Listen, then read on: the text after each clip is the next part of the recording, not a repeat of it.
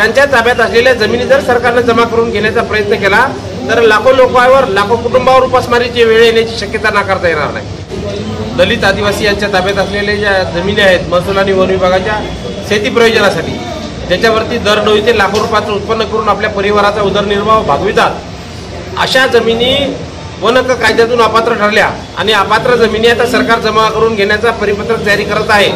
म्हणून त्यांच्या ताब्यात असलेल्या जमिनी जर सरकारने जमा करून घेण्याचा प्रयत्न केला तर लाखो लोकांवर, लाखो कुटुंबावर उपासमारीची वेळ येण्याची शक्यता नाकारता येणार नाही। म्हणून संघटनात्मक पातळीवरती आमचा संविधानात्मक मार्गाने असा प्रयत्न आहे की वन हक्क कायद्यामध्ये सुधारित अधिनियम घोषित करून ज्या ज्या लोकांचे दावे अपात्र झाले, अपात्र दावेदारांना पुन्हा त्यांच्यासाठी सुधारित अधिनियम घोषित करून त्यांच्या ताब्यात असलेल्या ज्या जमिनी आहेत, सदर जमिनी त्यांना त्या नियमानुकूल करण्यासाठी एखादा प्रोग्राम त्यांनी कालबद्ध ठरवला पाहिजे।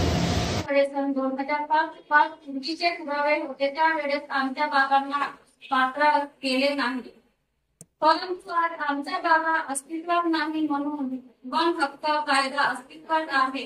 आमच्या बाबांनी केलेले प्रश्न अस्तित्वात आहेत। त्या